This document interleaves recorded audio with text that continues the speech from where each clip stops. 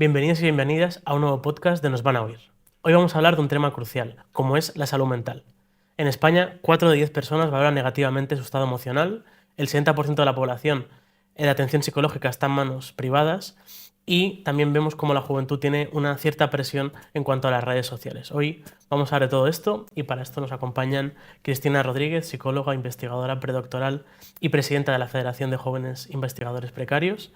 Muchas gracias por venir. Gracias por la invitación. Y luego también Denisa Prage, psicóloga sanitaria especializada en problemas de alimentación con un enfoque contextual y también divulgadora. Muchas gracias. Pues gracias, estoy encantada de estar aquí. Como decíamos, 4 de cada 10 personas en nuestro país valoran negativamente su estado emocional. ¿Qué factores estructurales y sociales creéis que podrían estar contribuyendo a que una parte significativa de la población española experimente estos problemas de salud mental? Pues yo lo que creo es que hay que primero entender que al final nos comportamos en función del contexto en el que estamos, ¿no? Si el contexto tiene unas características o lo que nos vemos cada día son estímulos o eventos un poco aversivos, es normal que las respuestas que tengamos para adaptarnos a ellas sean un poco, pues en este sentido, pues ansiedad, ¿no? Estrés. ¿Qué pasa? ¿Qué nos encontramos en el día a día? Jornadas laborales larguísimas. Ahora con la digitalización, el teletrabajo que realmente no se queda en casa, ¿no? Como que se mantiene a lo largo del tiempo. También los desajustes de poder que puede haber dentro del entorno de trabajo. Pues al final ahí son unos estímulos estresantes que no nos van a... O sea, no vamos a estar contentos ante ellos, ¿no? Es obvio que vamos a poner en marcha una serie de respuestas para contrarrestar todas estas... todos estímulos estresantes, por así decirlo. Y entonces, ¿qué pasa? Pues que acabamos cansadas, ¿no? Y al final, cuando no tenemos esa energía, lo que hacemos son conductas un poco, pues, o más de aislamiento, más de, ¿no? De no estar haciendo las cosas que nos gustan, porque llegas a casa al trabajo, tú tienes ganas de quedar con alguien, pues seguramente no, quieres dormir para ya estar descansado al día siguiente. Entonces, bueno, pues yo creo que siempre cuando hablamos de salud mental siempre tenemos que tener en cuenta el contexto en el que nos movemos. Sí, aquí pues hablar del problema que hay con los salarios, del problema de acceso a la vivienda, que son como unos mínimos en los que pues no podemos aspirar a un bienestar de otro tipo, ¿no? Luego también creo que algunas ciudades como Madrid, tal y como están organizadas y estructuradas, no favorecen la colectividad, entonces favorece el aislamiento, pues horas de jornadas larguísimas a las que se les suma la del transporte, ¿no? Que no se cuenta, y luego también un ocio muy en torno al consumo, ¿no? y a un consumo relacionado con obtener satisfacciones inmediatas y apagar voces todo el rato, ¿no? Como no dejarnos a solas con nuestros pensamientos porque nos aterra. Y luego también creo que lo que está pasando es que estamos en un momento histórico, cultural, en el que se entiende como bienestar psicológico y como salud mental la ausencia de dolor, la ausencia de malestar, y entonces nos hemos sensibilizado más aún a todas las respuestas emocionales que son desagradables, Claro. que es lo que hace que elaboremos, ¿no? como respuestas de escape que acaban manteniendo el problema y a largo plazo pues trayendo más costes. Cuando además también lo que pasa es que el malestar es un mensaje súper informativo, ¿no? De nosotros para decirnos que algo no está bien, ¿no? Que algo que de nuestra vida ahora mismo, Claro. y que habría que hacer algo para cambiarlo, ¿no? Entonces como que... Sí, y que el dolor forma parte de la vida, Claro. y todas las emociones nos movilizan en algún sentido, ¿no? Y eso traen algún mensaje de hay algo que no está funcionando. Pero ahora se entiende el bienestar como no tener ansiedad, no tener tristeza, no tener bajo estado anímico, no tener un duelo patológico, sea lo que sea eso.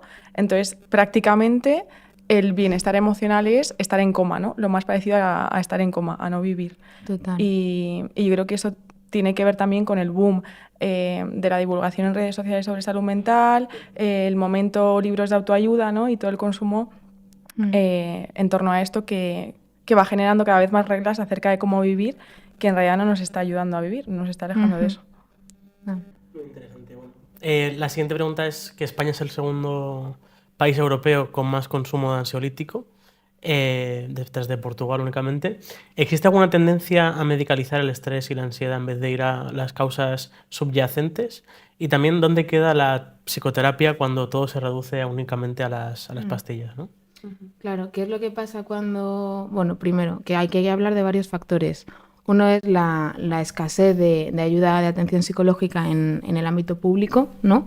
Porque al final, cuando una persona pues tiene ansiedad, tiene depresión o pide una baja laboral, lo que va es a su médico de cabecera y pues entonces, ¿qué es lo que puede hacer este médico de cabecera con 5 minutos también que tienes para atender a la persona? Pues te da unos ansiolíticos, te da solución a corto plazo, ¿no? Lo más rápido para seguir tirando con la vida. Pero ¿qué es lo que está pasando? Que al final una pastilla no está cambiando ni el contexto que está produciendo ese tipo de respuestas, ni lo que puede hacer la propia persona ante un contexto tan aversivo, ¿no? Como en el que puede estar pasando, ¿no? Sino que simplemente es como una tirita y tirar hacia adelante.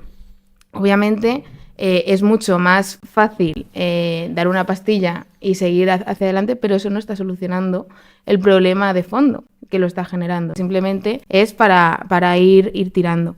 Y claro, pues una psicoterapia que al final una buena psicoterapia lo que consiste es en analizar cuáles son esos factores que están promoviendo que se den ese tipo de respuestas, no se da, ¿no? Porque no hay acceso a ella o solo se puede acceder en el ámbito privado, que eso pues ya también tiene un filtro de poder económico, ¿no? De accesibilidad, quién se lo puede permitir y quién no. Entonces, claro, al final el consumo de fármacos, en parte, lo que hace es cronificar todos estos problemas que hablamos y que perjudican a toda la sociedad, ¿no? Especialmente también a los jóvenes. El problema es que cronifica los problemas, que ojalá siempre los fármacos fuesen una tirita, pero normalmente meten más el dedo en la llaga porque pues eso, favorecen respuestas de escape, que son cuando haces normalmente un análisis general de los problemas de ansiedad o de problemas de estado anímico, lo que está manteniendo el problema. Y eso, la mayoría de ansiolíticos y antidepresivos creo que se recetan en atención primaria, pues hay la falta de recursos. También creo pues, que muchos médicos lo harán con la mejor intención, eso de solo tengo 5 minutos, pero también creo que es por una falta de entendimiento de lo que significa un problema psicológico y esta idea de equiparar, ¿no? Problema psicológico con enfermedad mental, entonces como las enfermedades físicas, ¿no? Funcionan de este modo, pues equiparan el mismo fenómeno a lo que son los problemas psicológicos, cuando normalmente los problemas psicológicos pues eso, tienen más que ver con la historia de aprendizajes de la persona, con el contexto y con la relación que tienen con este. Y luego creo que tampoco podemos caer en pensar que la psicoterapia puede ser la solución a esto, porque hay psicoterapias que funcionan como un ansiolítico, pero es más verbal, ¿no? Claro. Y como hablar con tus amigos. Claro. También, o sea, te puede hacer sentir mejor, pero no está llevando a un cambio. Sí, y creo que está habiendo pues eso, un problema con mandar a todo el mundo al psicólogo y por un lado estamos medicalizando la vida cotidiana, pues eso, con estas pastillas, pero por otro lado creo que también estamos psicologizando la vida, el malestar y analizando todo ahora mismo en términos psicológicos individuales, cuando muchas causas son estructurales y en vez de estar mandando a todo el mundo al psicólogo, pues estaría bien hacer un movimiento que los hay, ¿no? Pues sociales. Con todo esto de la psicologización, me estoy acordando, bueno, pues del apagón este que hubo hace unos días, que ahora todo en Instagram son reflexiones sobre el apagón. Qué pesado, no veía venir. Entonces, claro, bueno, pues para algunos, pues efectivamente, que también puede ser interesante incluso darle una pensada a esto, porque claro, cuando hemos estado, los que han podido estar tranquilos en el apagón, se acabó el trabajo. O sea, se acabó la jornada del trabajo, entonces ya la gente que podía estar en las plazas, podía estar con sus amigos, podía estar así. Otra tanta gente no. Pero bueno, como que al final también pues es como que no hace falta psicologizar cada evento que pasa en nuestra vida y simplemente no habría como más bien que experimentarlo, ¿no? Eso es, sí. Y si queréis incidimos más en esto que decías, ¿no? De abordarlo no solo desde la terapia, sino también desde lo colectivo. ¿A qué te refieres? Bueno, pues eso, ¿no? No sé si hay muchas personas acudiendo con el mismo malestar, ¿no? que subyace a una causa cultural y estructural, cuando todas esas personas tendrían más poder juntas, ¿no? Y esto para mí también es un dilema, dedicándome a ello. Obviamente la terapia es útil y la terapia incluso muchas veces puede movilizar pues, a que la persona se aproxime a este tipo de movimientos sociales, ¿no? Pero se suele quedar cojo. es verdad que si te van a desahuciar, pues tienes que irte a la PA, ¿no? Es decir, Claro. porque al final esto va a generar un malestar que independientemente de que vayas al psicólogo o no, pues ese Sí. malestar va a persistir hasta que no normalices tu situación Sí, habitacional, ¿no? pero incluso ni siquiera yéndonos a ese extremo, ¿no? Yo trabajo con personas con problemas de alimentación y claramente hay una causa cultural en la que, por el sistema de producción en el que vivimos, nuestra insatisfacción corporal es un motor hacia ese consumo. Entonces, mientras sigamos viviendo en esta sociedad y en este sistema productivo, pues lo más probable es que sigamos teniendo insatisfacción corporal y problemas derivados de ello, ¿no? Entonces, estamos solucionando individualmente todas estas cosas cuando, pues a lo mejor uniríamos más fuerzas de otra manera. Yo en esta situación os puedo poner el caso de la Federación de Jóvenes Investigadores Precarios, del FJI. ¿Qué pasa en el sector de la investigación? Pues al final tenéis una carrera muy individualista, muy solitaria muchas veces, ¿no? Porque haces mucho trabajo tú solo, paradójicamente, porque luego la ciencia sí que es una actividad colectiva. Pero ¿qué pasa? Que entonces, pues en la federación viene gente que dice, bueno, me pasa este problema, ¿no? Y se da cuenta de que el resto del mundo que está en la federación también tiene el mismo problema, ¿no? Que no es una cuestión individual, que es una cosa que lo está generando, pues concretamente, el sistema productivo en el que vivimos, pero aplicado en la investigación en nuestro caso. Y dices, joder, pues primero que encuentras ahí un grupo de ayuda, ¿no? De apoyo. Y segundo, que desarrollas herramientas para poder reaccionar ante él, ¿no? O sea, yo creo que es muy importante como combinar las dos cosas. Y más allá también de la militancia, ¿no? Pues la comunidad fuera de ella. Es decir, también creo que hay ahora una tendencia a hablarlo con tu psicóloga, ¿no? Y bueno, esto lo tienes que hablar con tu psicóloga. Y creo que se ha perdido, ¿no? El que como hermanos, como compañeros de trabajo, como amigas, como parejas, pues hagamos nuestra función, ¿no? De acompañamiento. Y de escucha y de apoyo y de estar ahí pues creando comunidad. Pues eso también es política y creo que no, que ahora es todo... Es triste, ¿no? Que muchas de mis pacientes, la única persona con la que se desahogan con honestidad y tienen una hora, ¿no? para sí mismas es en el psicólogo. Y creo que ahí pues estamos fallando como sociedad totalmente. Se hizo viral no sé si era un post, creo que sí, en Instagram, de hemos aprendido a poner como muchos límites a las relaciones que tenemos, pero no a sostener las relaciones que tenemos, ¿no? Claro. Yo creo que de lo viral que se viraliza de la psicología, creo que es lo más útil que he leído en mucho tiempo, ¿no? Yo creo que estamos como mucho más acostumbrados a poner esa distancia de lo que nos duele, cuando en realidad, sobre todo creo que los hombres aquí también hay una brecha muy grande, ¿no? No nos sostenemos entre amigos de normal y también creo que nos cuesta también sostener a nuestras parejas, ¿no? Sí, pero y yo creo que eso también tiene que ver con, pues eso, con ese momento histórico en el que hemos caído en un individualismo, en hiperreflexionar acerca de nuestros procesos, en tener mucha información acerca de reglas de cómo vivir, en aspirar todo el rato a esta idea de la realización personal, ¿no? Como nuestra aspiración ahora es sentirme bien conmigo mismo y casi nos entendemos a nosotros mismos como si fuésemos nuestra propia empresa, nuestro propio proyecto, y hemos adoptado como las lógicas del mercado también a las relaciones y a entendernos a nosotros mismos, ¿no?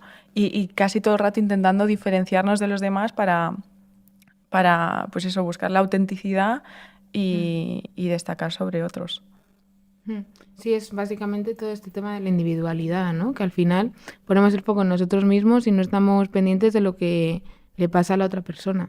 Y eso al final es un problema, ¿no? Porque eso pues acentúa muchos de...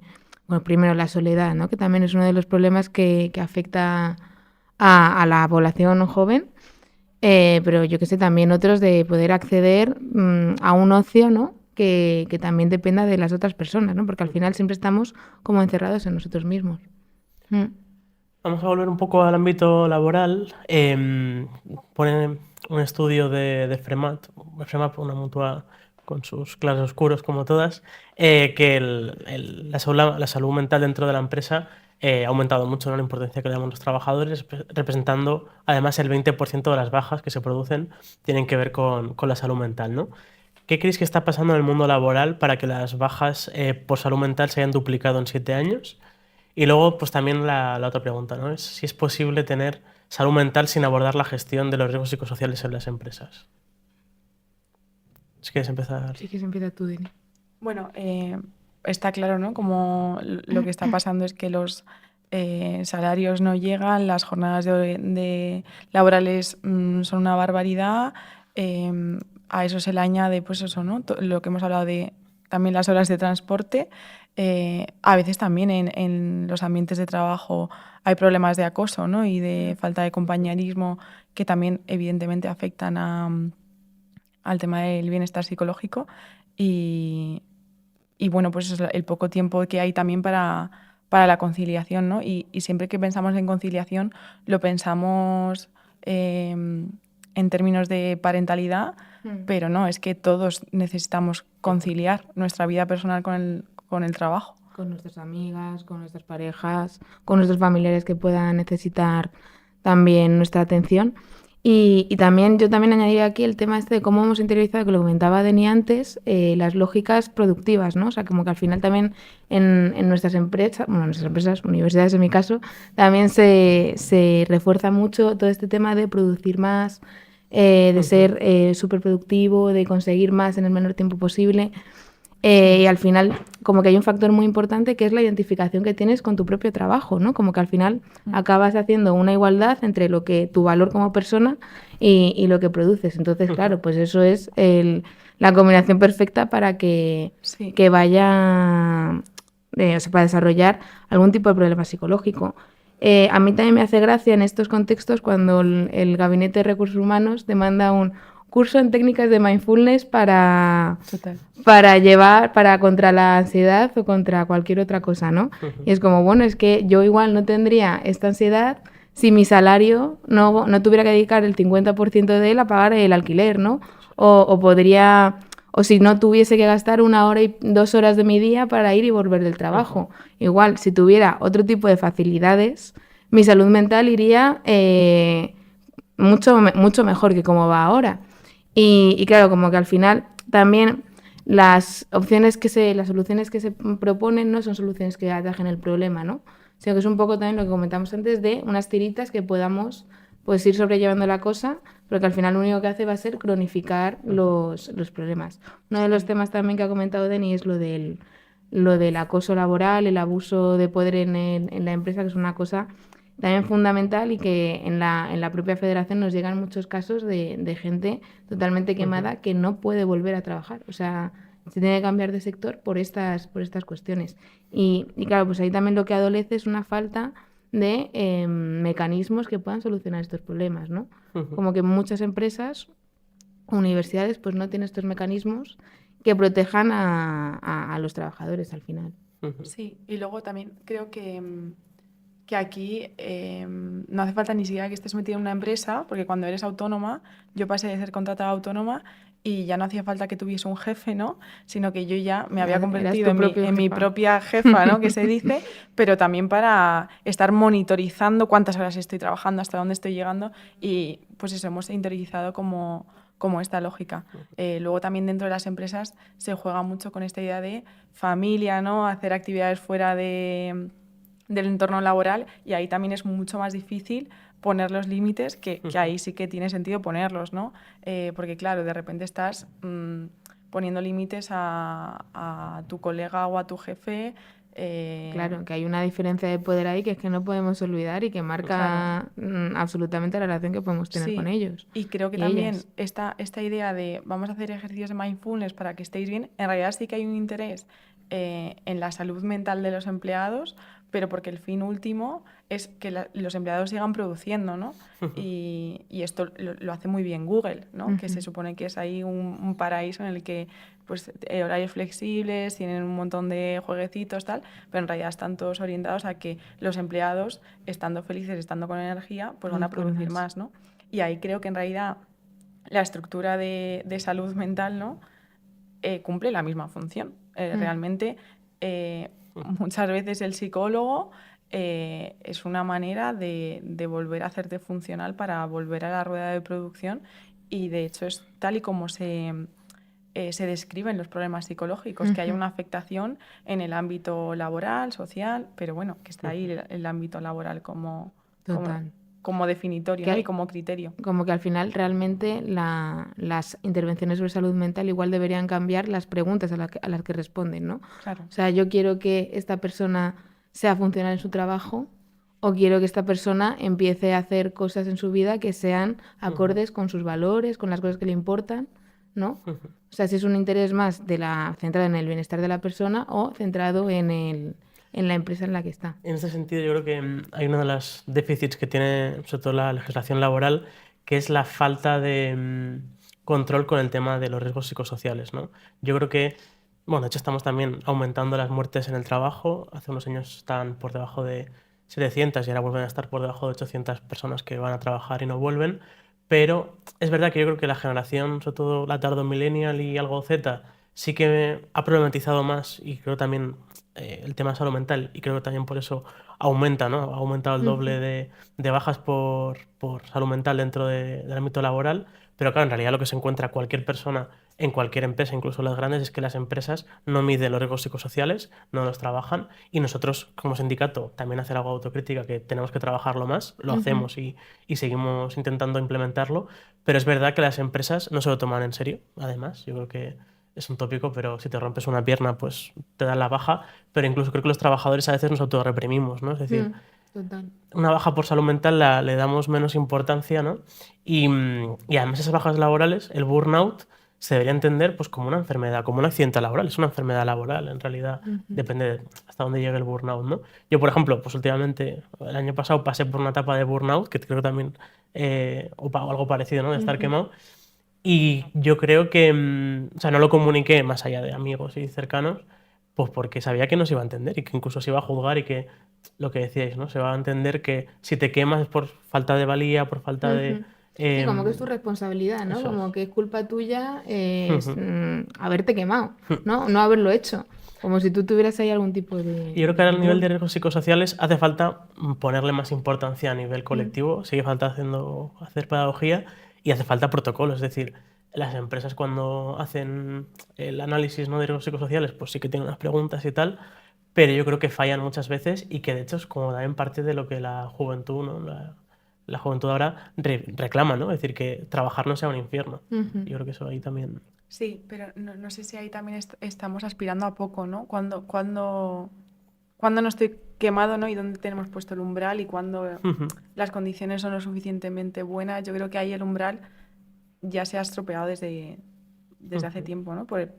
Simplemente por el sistema en el que vivimos. O sea, como que la idea es que al final, si estamos viviendo para trabajar, yo Claro. entiendo que pues habrá que hacer que el trabajo sea lo más cómodo, amable que sea, pero igual lo que tenemos que, o sea, la aspiración es a cambiar esa pregunta, ¿no? Que no sea vivir para trabajar, Claro. sino O sea, que sea vivir para hacer cosas que realmente nos aporten a nosotros, ¿no? Y no que nos estén extrayendo el valor otras empresas. Claro, o sea, yo pensaba, por ejemplo, en la manifestación por la vivienda, muchos carteles, ¿no? Y muchos reclamos de alquileres justos.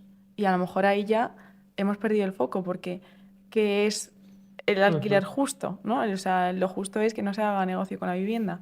Y a lo mejor con el trabajo hemos usado la misma lógica, ¿no? Puede ser, puede ser. Vamos con la siguiente pregunta, que va justamente en que un informe del Observatorio de la Sanidad Privada del 24 refleja que el 70% de los hospitales especializados en asistencia psicológica están en manos privadas, ¿no? El estudio también pone de relieve cómo en 2021 los centros ambulatorios privados de atención especializada concentraron el 77% de consultas psiquiátricas, ¿no?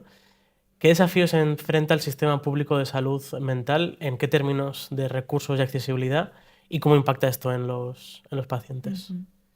Sobre todo yo creo que también hay que tener en cuenta cuál es la concepción que se tienen de los problemas psicológicos en el sistema de salud, ¿no? Como que muchas veces lo que se hace, que como ya lo comentábamos antes, era equipararlo como a una enfermedad física, ¿no? Como pues yo que sé, tenemos una gripe, eso lo está produciendo un virus, ¿no? Lo que pasa es que en un problema psicológico realmente eso no es tan así. O sea, cuando tú tienes un proceso gripal, una vez que el virus ya no está, tus síntomas tampoco. Pero cuando tú tienes depresión o cuando tienes ansiedad, no hay nada dentro de ti que lo esté generando, ¿no? No está, porque al final el comportamiento es una cosa relacional, ¿no? Es una interacción que depende tanto de nuestro organismo como del contexto en el que estamos. Entonces, como que muchas de las cuestiones relacionadas con la medicación van un poco con la idea de quitar eso que está mal dentro de ti para que para que esos síntomas desaparezcan. Pero es que no hay nada que esté ahí causando esos síntomas, ¿no? Sino que eso viene del contexto, sino de dónde estamos situados, de cómo nos relacionamos, de cómo estamos en el mundo, ¿no? Y de las cuestiones así un poco, pues estas aversivas que comentábamos antes. Un reto fundamental yo creo que es incorporar esta conceptualización a lo que es el sistema médico de salud, ¿no? Eso también puede pasar con la incorporación de más psicólogas al sistema, porque ahora mismo el personal que es psicólogo dentro del Sistema Nacional de Salud es bastante escaso. O sea, no hay prácticamente psicólogos. Cuando yo tenía alguna conocida que me decía, bueno, pedí cita en la psicóloga, me daban una cada 6 meses y justo cuando me tocaba estaba bien. Entonces, pues ya no podía hacer ningún tipo de intervención, ¿no?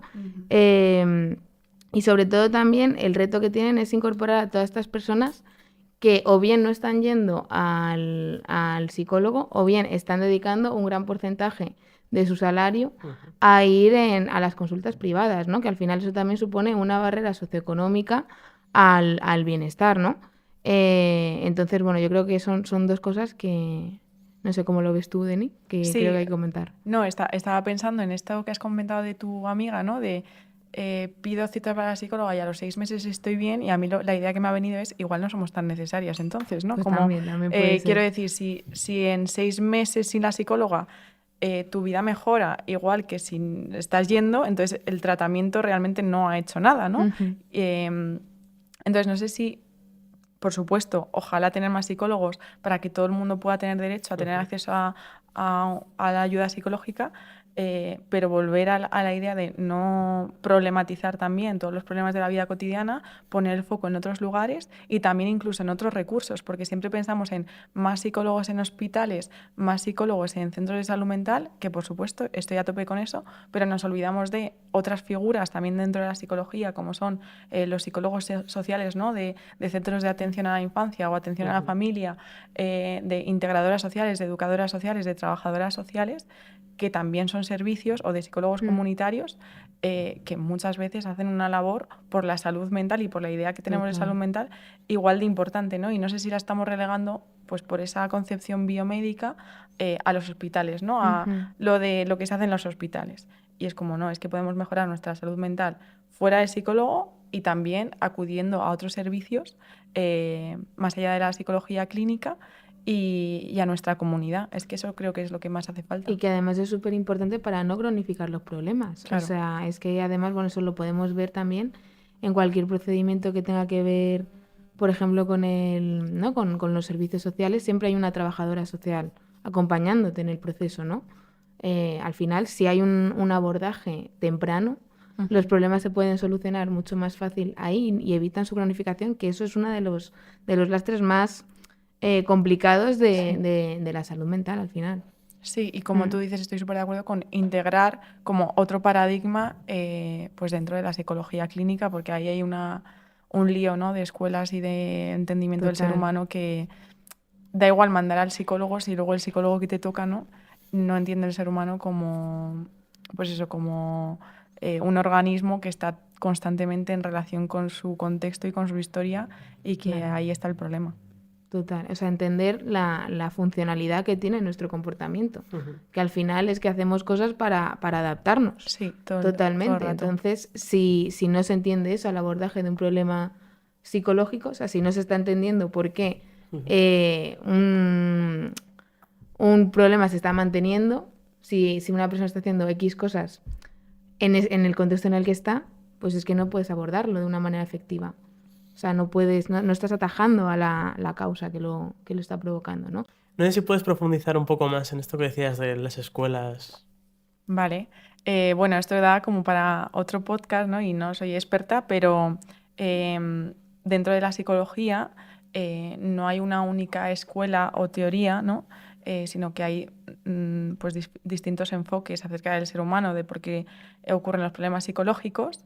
Y que conviven todos entre ellos. Sí, o sea, y que conviven. Lo que pasa es que no todos, o son los más útiles para... Claro, desde nuestra perspectiva, que tanto Cristina como yo pues nacemos del mismo mundo, ¿no? De conductistas, que es una de las filosofías. El conductismo radical. El conductismo radical, pues por ejemplo, desde esta escuela, que es quizá desde la que sí que puedo hablar, está basado en, o sea, su aplicación, ¿no? Que sería el análisis de conducta aplicado, ¿no? A la psicología, a la psicoterapia, está basada en procedimientos estudiados en lo experimental, en lo laboratorio, y de ahí se extraen ciertos principios, ¿no? Que son los principios de aprendizaje. Entonces, a la hora de hacer terapia, tú sabes qué procedimientos, qué procesos estás tocando, ¿no? Entonces, no solo funciona, sino sabes por qué funciona la terapia, o sabes dar respuesta de qué es lo que ha ocurrido para que esto funcione. Porque hay terapias que funcionan, pero no funcionan por lo que dice que funcionan. Entonces ya ni siquiera podemos acudir a la psicoterapia basada en evidencia, porque esa evidencia pues también está un poco trucada, ¿no? Y también viene de las mismas lógicas médicas de ensayos clínicos que miden el avance o el retroceso y las mejorías en función de criterios médicos, que es la reducción de síntomas y ya está, ¿no? Y que total, o sea, lo que pasa es que en estos casos, cuando tú conoces cuáles son los principios del aprendizaje, que al final son lo que rige nuestra conducta, tú puedes hacer intervenciones que sean mucho más eficaces, porque tú estás haciendo cosas activamente en terapia para que la otra persona modifique su comportamiento, ¿no? O avance hacia esos objetivos que quiere conseguir. ¿Qué pasa? Que encontramos que en otros modelos, pues a lo mejor hay personas que están con el mismo, en la misma terapia 15, 20 años. Eso es una barbaridad. O sea, si estás 20 años por el mismo problema, es que, o sea, podría ser lo mismo que estar hablando con tus amigos, que pues o empezar a hacer tareas que también te resultan entretenidas, ¿no? Como puede ser cocinar, como puede ser... O sea, no estás generando un cambio si realmente necesitas a la misma persona 20 años para un mismo problema. Sobre todo porque el objetivo final de la psicoterapia es la autonomía, ¿no? Y que la persona consiga la autonomía. También, bueno, pues hay gente que no entiende la psicoterapia de otra manera y a lo mejor cree que estamos equivocadas.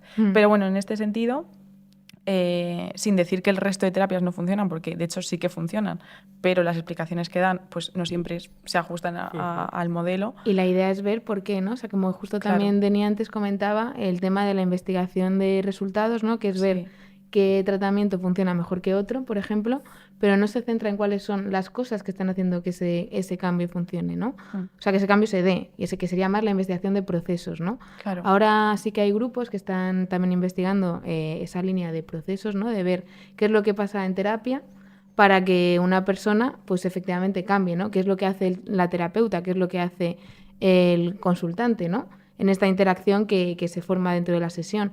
Entonces, investigando eso sí que podemos tener más conocimiento para ver cómo hacer intervenciones más efectivas que simplemente pues comparar dos tipos de intervenciones, ¿no? Porque al final también esto, igual fuera del mundo psicológico no se entiende muy bien, pero claro, cuando decimos que una intervención es cognitivo-conductual, ¿qué queremos decir que está pasando ahí dentro? Es que hay tantas intervenciones cognitivo-conductuales como personas, ¿no? Porque cada problema es único, porque viene mediada por una historia de aprendizaje particular. Entonces, claro, pues ahí también el rigor metodológico que decimos de cuando se investiga en el laboratorio, pues siempre nos va a dar más garantías que otro que no tiene en cuenta como estas variables. Sí, bueno, en ese sentido, pues por lanzar alguna recomendación, pues las terapias de tercera generación, la terapia contextual, terapias de conducta, pues son enfoques que se encuadran con lo que estamos hablando hoy aquí. Genial. Yo creo que es un tema muy concreto e incluso técnico. Y muy friki. Creo que está bien que la gente también lo pueda reflexionar. El siguiente tema que quería sacar es hay una paradoja, ¿no? Los hombres tienen como en teoría una percepción menor de su salud mental, ¿no? Las mujeres van más al psicólogo, se toman más medicación, pero en cambio los hombres concentran los suicidios, ¿no? ¿A qué creéis que se puede ver esa paradoja? Bueno, realmente, tal y como tengo entendido, los hombres consuman más el suicidio porque usan métodos más letales, pero las mujeres lo intentan más y no lo terminan de conseguir.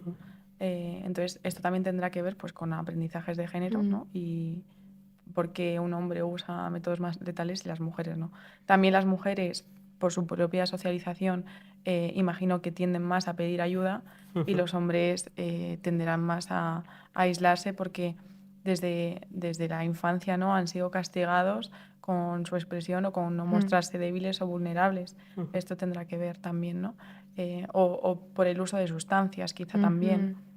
Total, ¿sabes? Esto es una nueva forma que demostraba nuestra tesis de antes, ¿no? Que al final, para entender la salud mental hay que entender los factores sociales donde el contexto en el que estamos. Por la socialización de género se nos enseñan cosas muy distintas a cada una, ¿no? Y por ser mujeres se nos enseña que tenemos o sea, que sí que se nos permite más la expresión emocional, ¿no? Que, bueno, por otro lado también luego se castiga, ¿no? Que eso también lo vemos pues con algunas etiquetas diagnósticas, ¿no? Como puede ser el trastorno límite de personalidad, ¿no? Claro. Que es como que a una mujer le pasa algo, o sea, está en una situación bastante jodida en su vida y está reaccionando ante ella y ya es una histriónica, ¿no? O ya tiene un trastorno límite de personalidad. Es como, bueno, pues vamos a ver también cuáles son los desencadenantes de eso, ¿no?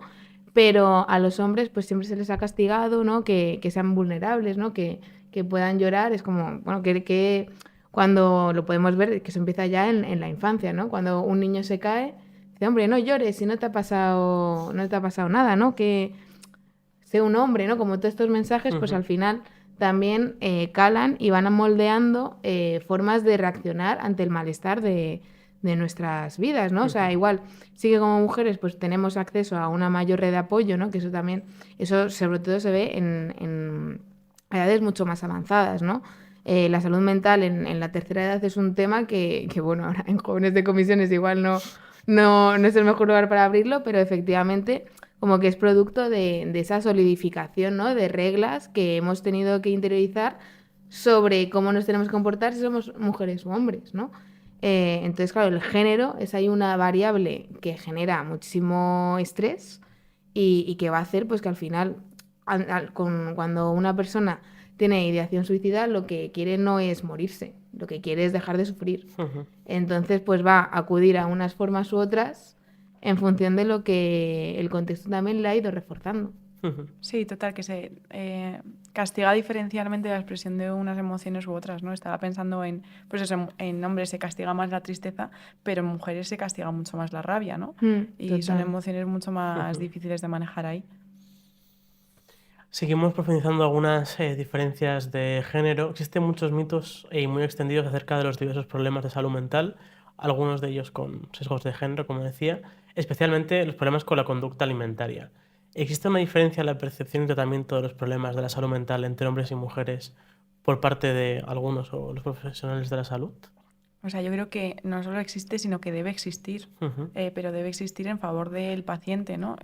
De entender el género y la persona que ha socializado como hombre o como mujer como una variable más que explica por qué la persona sufre como sufre y por qué le pasa lo que le pasa, ¿no? Ahora bien, lo que no debe existir es ese sesgo, ¿no? del psicoterapeuta o de cualquier profesional de la salud pues que tenga que ver con sus propias reglas de cómo debo tratar a un hombre o una mujer en función que eso no es terapéutico, ¿no? Y eso creo que sí que existe y por eso se medicaliza mucho más a las mujeres y se les toma mucho menos en serio ciertos dolores pues desde que vas al médico, ¿no? Pero claro que tiene que haber un sesgo de género porque, por ejemplo, en problemas de alimentación, más del 90% de personas que encajan dentro de la etiqueta de anorexia o bulimia son mujeres. Y creo que en problemas de atracones también. Entonces, eso tendrá que ver con el género y si no entiendes y no tienes una perspectiva de género, pues no vas a entender el sufrimiento de esa persona. Total. Vamos a cambiar un poco de tercio el tema. Los adolescentes cada vez están más expuestos a las redes sociales, aunque creo que ha aumentado también la concienciación de la sociedad, sobre todo los padres, ¿no? Sobre esa exposición de lo que consumen. Creo que nuestra generación, no estáis de acuerdo, hicimos un poco lo que quisimos en Internet, para bien y para mal. Está teniendo como ciertas consecuencias, ¿no? Sobre todo los adolescentes de ahora. ¿Qué rol juegan las redes sociales, la hiperexposición, también la presión estética, el malestar juvenil, tanto tanto en hombres como con mujeres. ¿No? Yo creo que también hay... O sea, yo creo que aquí lo que hay que entender es que estos problemas ya venían de antes. O sea, como que esto no lo ha generado Internet, esto no lo ha generado las redes sociales y que al final si las personas utilizamos las redes sociales tiene una función también, ¿no? O sea, como que todo esto volviendo a la idea de la función de las cosas que hacemos, pues que no la perdamos de vista. Lo que pasa es que es verdad que ahora pues es muy fácil tener un móvil, ¿no? Igual tenemos como mucho más accesible esta forma de compararnos todo el rato en redes sociales, por ejemplo, y luego también la pregunta del millón es quién está gestionando esas redes sociales, ¿no? O sea, porque al final, ¿quién está poniendo los algoritmos que te muestran un contenido uno y no otro, ¿no? Pues eso también, las respuestas son las grandes empresas, ¿no? Que al final ahí lo que se están peleando es por tu atención. Y no es una atención que tú le puedas dedicar a cosas que te resulten agradables o que estés satisfecha con ellas, sino que siempre, pues un poco también en línea con lo que decía Deni, me van a buscar crearte nuevas necesidades, ¿no? Crearte necesidades que se solucionen con el consumo de otros bienes, de otros, ¿no? Pues por ejemplo, el ejemplo de las influencias del deporte, ¿no? Que ahora también, pues es verdad que hay un movimiento que te anima a hacer más deporte, lo cual eso en sí mismo está genial. Pero ¿qué pasa? Que entonces tú estás viendo cómo hacen unos ejercicios no sé qué y de repente te venden el suplemento no sé cuantitos. O te sientes, bueno, la famosa, el sentirse hinchada, ¿no? Que ahora también es una cosa que se ve mucho. Pues tómate este suplemento, esta cosa, ¿no? Siempre son igual problemas que no son como tal o que no se puede, o que no se deberían solucionar de la forma en la que te venden ellas, pero ya te están generando esa nueva necesidad que tú antes no tenías. O por ejemplo, no sé, como lo de los suplementos, la ropa deportiva, ¿no? Que igual pues tú estás comodísima con tus básicos del Decathlon, por ejemplo, pero ahora te dicen, no, pues mira esta, tal, que es una necesidad que tú antes no tenías. Y esto es una cosa que también pasa con la televisión, o sea, esto no es una cosa novedosa de ahora. Lo que pasa es que ahora es mucho más accesible. Antes una televisión solo la teníamos en casa Y está mucho más segmentado, ¿no? Por lo tanto te entra mucho claro, mejor. Antes la tele la veían los cuatro de la familia típica Claro. española y ahora te llega a ti el mensaje. en función Sí. con las cosas que has interactuado tú antes, ¿no? Al final también el algoritmo aprende, ¿no? Igual que nosotras. Sí. Entonces, bueno, pues yo sobre todo eso pondría el foco en la accesibilidad que tiene, ¿no? En quién está gobernando esas redes sociales y qué alternativas tenemos para pues poder tener una vida digital saludable, ¿no? De acuerdo a los valores que tenemos nosotros. Sí, o sea, yo creo que pues eso, las redes sociales son ahora mismo un contexto más, pues un contexto más en el que vivimos y en el que aprendemos, ¿no? Porque ahí hay pues un conjunto de aprendizajes no solo directos, ¿no? Por los me gustas que recibes, ¿no? Que ya te acercan a La qué validación. es lo deseable y qué es lo que no, sino por modelado, ¿no? Por ver qué consecuencias hay en otros, ¿no? Por hacer A o B. Y luego, pues ese conjunto de reglas, ¿no? De normas sociales acerca de cuál es la forma correcta de vivir, que en esto en Twitter creo que ha hecho muy bien porque nos ha sensibilizado con muchos temas, pero por otro lado, una navaja de doble filo porque pues cada vez hay más normas, ¿no? Y más miedos acerca de si mi pareja es tóxica o no es tóxica, las red flags, pues son los límites, ¿no? Y que creo que vuelve a tener que ver, ¿no? Con una hiperreflexividad acerca de nosotros mismos que no nos ayuda a nada. Sí, como un enfoque un poco artificial ante nuestra Claro. propia vida, ¿no? Sí, o o sea, que no sea, estamos viviéndolas, sino que estamos como estableciendo unas normas que sí que todo las el rato. establecemos nosotros, sino que las cogemos prestadas, ¿no? Sí, y que hay que ahí a los de TikTok, o sea, a los de Twitter, ¿no? Pisar césped, ¿no? Yo sería Tocar como césped tocar total. césped. Pero luego eso, Instagram y TikTok, yo creo que son redes en las que la publicidad y el consumo pues es la clave, ¿no? Y para lo que están hechas. Y de hecho, con el apagón de hace unos días, ahora las influencers están poniendo su enlace de Amazon, de qué radio tiene, ¿no? Y qué radio han usado. O sea, es que eso es muy fuerte, ¿no? Ya de aprovechar incluso cualquier catástrofe para pues o ganar dinero o marca personal, porque con la Dana pasó lo mismo, ¿no? Que de repente mucha Todas gente influencers. grabando la ayuda, fenomenal, pero tenía ahí un tufillo, ¿no? A que, pues eso, a crear tu propia marca personal en redes sociales. Hablabas de la parte de cómo cambiamos esto, ¿no? El otro día estuve en la presentación de Pantube, no sé si conocéis el colectivo, es un colectivo de creadores de contenido de internet, y estaba pues dentro, está Cuello Largo, ¿no? Que comentaban que claro, que como personas pues, anticapitalistas que se definen, que quieres difundir, ¿no? Pues mensajes de izquierdas, mensajes anticapitalistas, acabas jugando al juego, ¿no? Total. Del algoritmo. Eso te genera como a veces subidones, ¿no? Cuando un vídeo llega a no sé cuántos millones de personas, incluso te genera un subidón a ti que si no tienes los pies en el suelo se te puede pirar, ¿no? Como a la vez tu marca personal, ¿para qué la usas? Si para ti, para vivir de ello, o como método de difusión de un mensaje de Colectivo. transformación social colectivo. Y luego también el impacto que tiene, sobre todo pues, en las mujeres, ¿no? Cuello Largo al final pues es un chico pues, más o menos de mi edad, bastante pues, normal, ¿no? O sea, con pocas...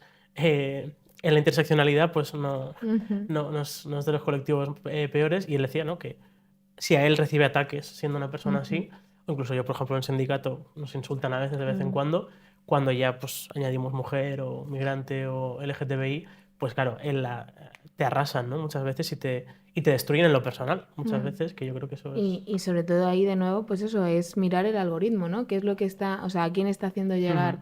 A mí el otro día me salía un vídeo de una chica que decía, por favor, necesito que comentéis este vídeo porque ha llegado mi vídeo a la manosfera y todos son críticas destructivas, no sé qué. Entonces, ¿qué pasa? Que eso también es una cosa bueno, cuando Twitter cambió de dueño, ¿no? Que bueno, ahora ya no es Twitter, ahora es X. Eso se veía mucho, ¿no? A mí personalmente me salían tweets todo el rato con los que estaba enfadada. O sea, mi estado de anímico en Twitter era estar enfadada. Es como, no puedo experimentar otras emociones en Twitter. ¿Por qué? Pues porque al final me sale un tweet con algo con el que no voy a estar de acuerdo, entonces como que voy a entrar a discutir ahí. Luego también lo que pasa en las redes sociales es como que no estamos teniendo en cuenta que detrás de una pantalla hay una persona, ¿no? Como que no la tenemos delante, entonces como mucho más fácil No empatizar. no empatizar. Entonces, claro, pues al final también tenemos que pensar que todo esto no es casualidad, o sea, como que esto está diseñado para que esto sea así. Y claro, pues eso se explica por todas las cuestiones que habéis comentado, ¿no? Que al final, pues el engagement, ¿no? El estar ahí con toda tu atención para que luego te salga pues el anuncio de lo que sea, ¿no? Y al final, que luego también es una herramienta en las redes sociales de ideologización, ¿no? O sea, si al final a mí solo me está saliendo un contenido con el que no estoy de acuerdo y además son barbaridades y todo el rato así, pues obviamente yo voy a reafirmarme más en mis creencias. Pero esto puede ser un problema importante cuando hablamos pues incluso como ideas, pues por ejemplo lo que hablamos de la manosfera o de los incels, ¿no? Ahora que hablamos de los hombres que creen que las mujeres les deben algo, ¿no? Simplemente por ser hombres. Pues si solo están expuestos a este tipo de contenido, pues ellos van a reafirmarse todavía más en sus posturas y eso pues puede aumentar pues la misoginia, el odio hacia las mujeres, ¿no? La violencia sexual. Eso es un tema muy, muy importante. También volviendo al apagón, ¿no? Porque lo tengo reciente,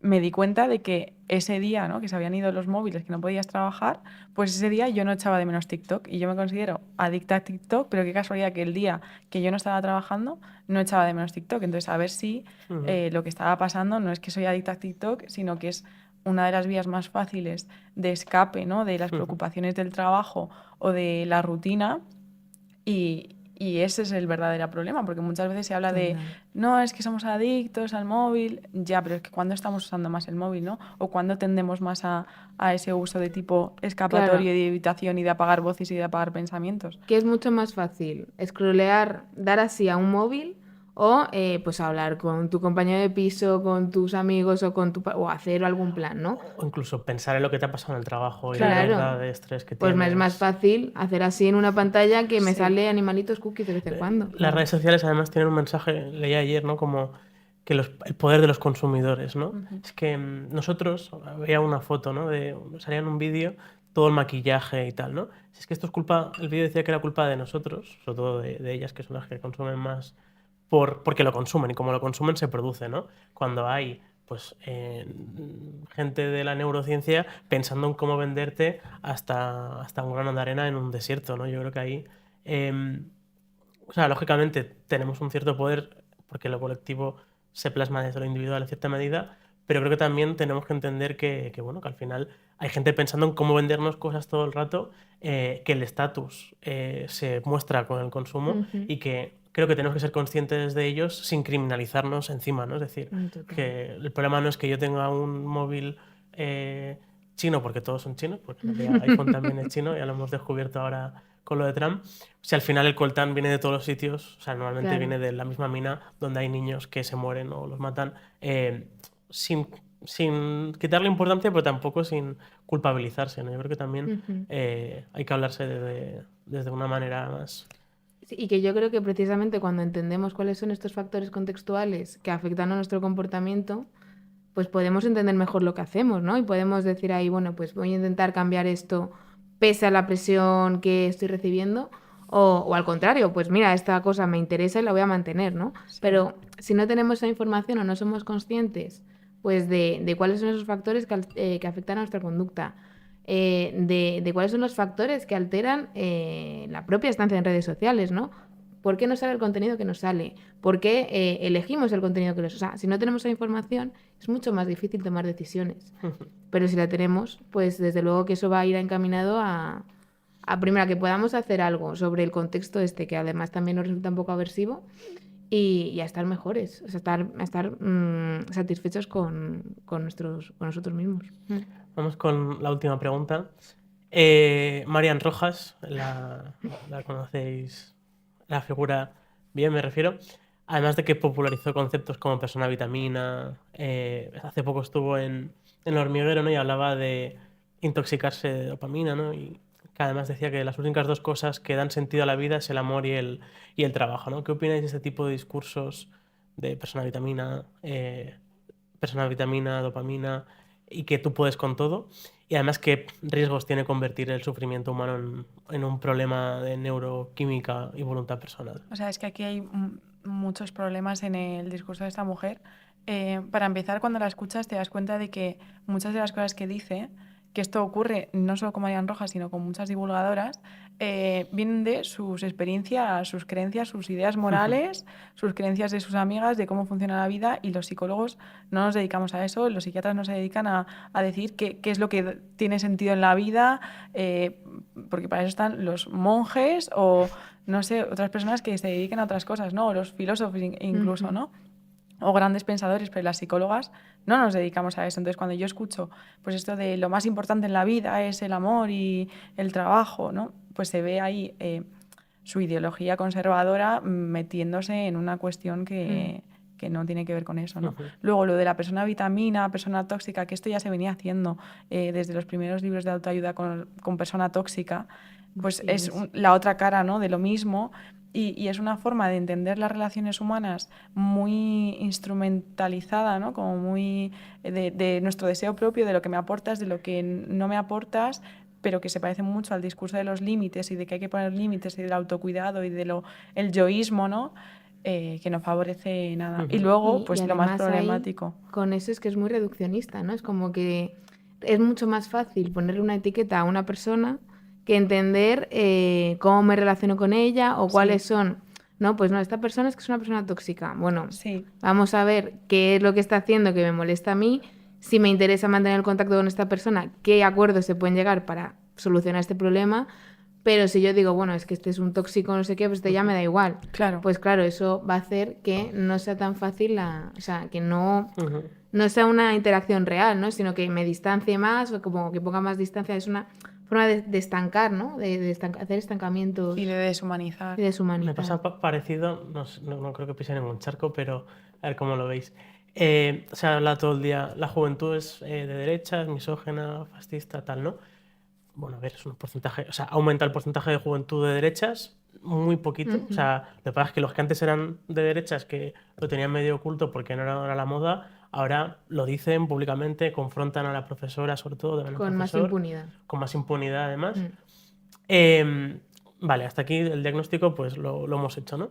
Pero es como que siempre nos quedamos en denunciar esto, ¿no? Es decir, pues primero, si lo decimos todo el rato, pues les reforzamos a ellos la identidad. Un poco profecía ¿no? autocumplida, ¿no? Sí. Y luego vamos a ver qué hacemos para combatir esto, ¿no? Para ¿Y cómo se ha dado? Que es que eso también es lo interesante, ¿no? ¿Cómo se ha dado y qué podemos hacer Para mí para...? lo decíamos antes, ¿no? O sea, TikTok en pandemia, yo me pongo en el chaval o sea, en la piel de un chaval de 14 años, en pandemia, en casa con sus padres encerrados, durante 3 meses, y que lo único que tenías era, pues lo que puede hacer en el cuarto con el móvil o el ordenador. Yo creo que eso tuvo un impacto, porque además en ese momento tampoco había prácticamente gente de izquierdas o que... Y además había como mucho creador de contenido que empieza siendo sin ser tan politizado, ¿no? Y El Hormiguero, luego, por ejemplo, siempre ha sido muy total. machista, pero no era fascista a sus inicios, ¿no? Es decir, el blanqueamiento a Abascal y tal, hace 15 años cuando empezó el Hormiguero, no lo veías, ¿no? Yo creo que tenemos que también abordar la cuestión de la juventud de los Zetas y los que vienen más abajo, preguntándose, más allá de lo que son y de lo que piensan, que ha virado parcialmente, qué podemos hacer y qué ha pasado, Ujú, ¿no? Yo creo que ahí también hay como cierta, lo que decías, ¿no? El algoritmo siempre te enseña lo que te enfada. Entonces, ujú. claro, el titular de, yo qué sé, el 60% de los hombres creen que el feminismo ha ido demasiado lejos, te enfada mucho. Ujú. Y hasta cierto punto, ¿qué utilidad tiene más allá, ¿no? De Decir, consumirlo, de estoy muy enfadarnos o enfadado. de...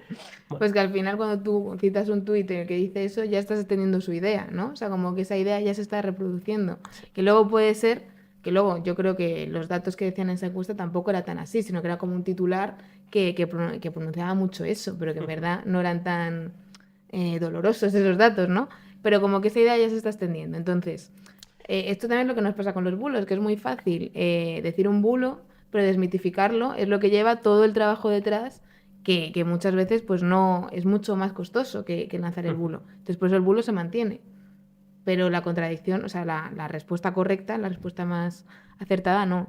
Entonces, bueno, claro, son cuestiones que hay que tener en cuenta. Yo sobre todo con lo de, bueno, Marian Rojas no creo que sea ella la responsable de todos estos mensajes, o sea, creo que esto ya venía de antes y ese es un caso particular de toda esta tónica que veníamos viendo, ¿no?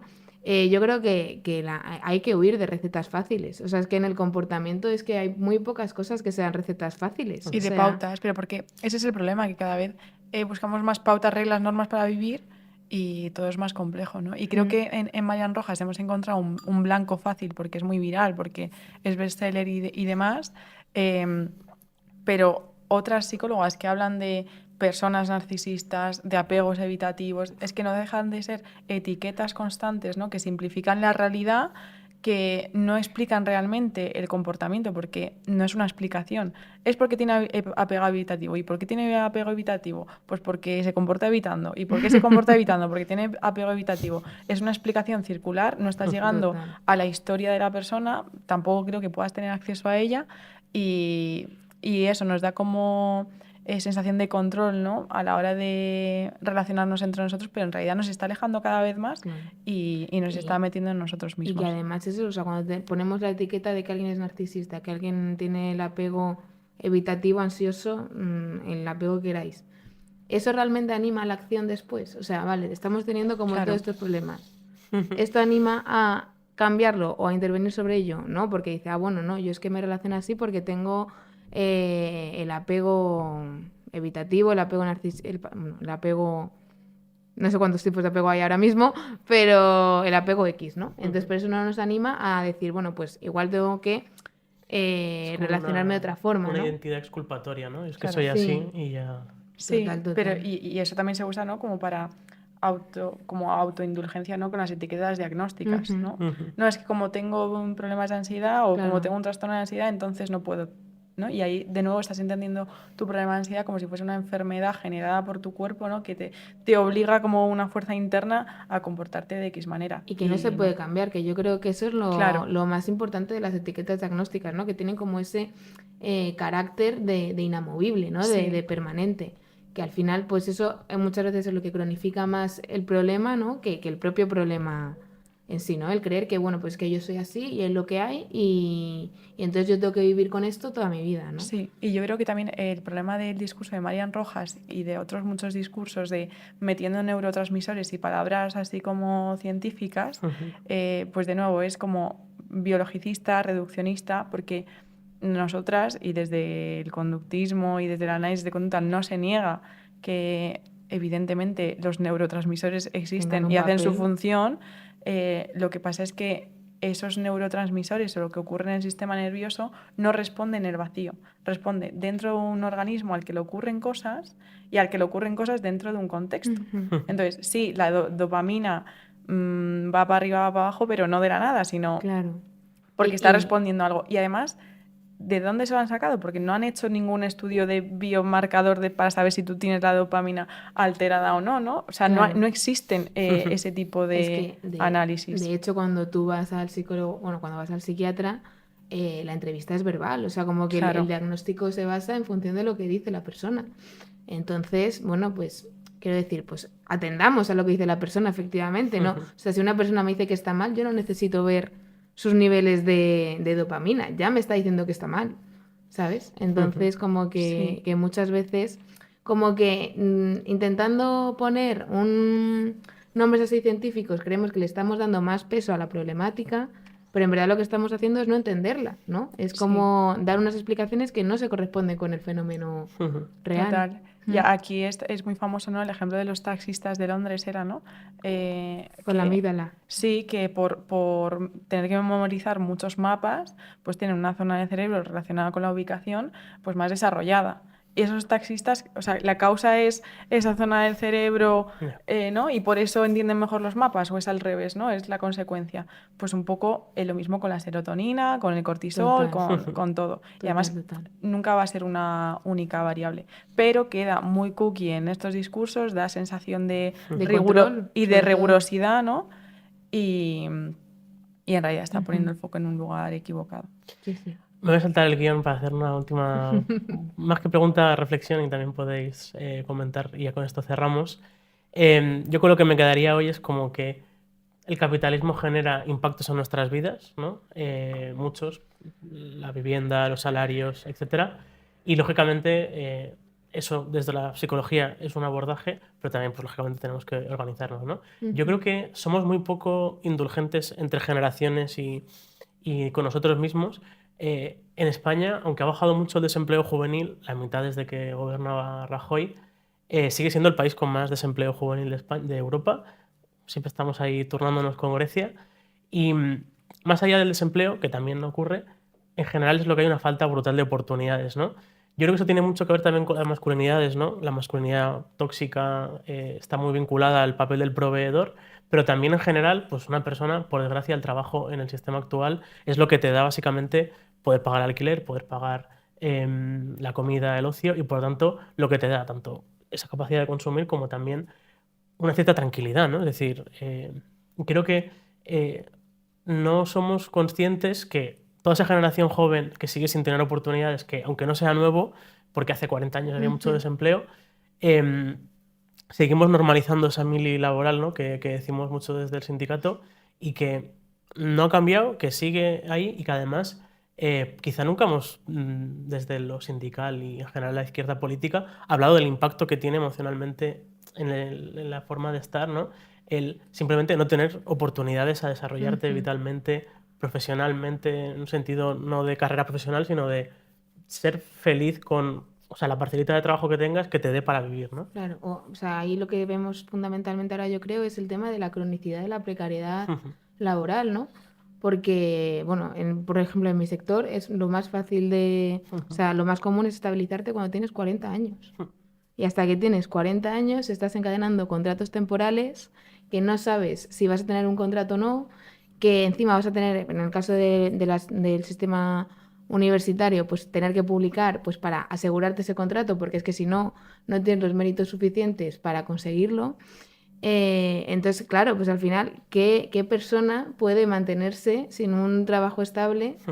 Que entiendo que son muchas, que la estabilidad tampoco es una de las cosas estructurales del mercado de trabajo español, pero en qué condiciones de vida está una persona que no puede empezar su proyecto de vida hasta que ya ha pasado la juventud. Con 40 años ya no eres joven. O sea, nos querrán vender lo contrario, pero eso es muy complicado, ¿no?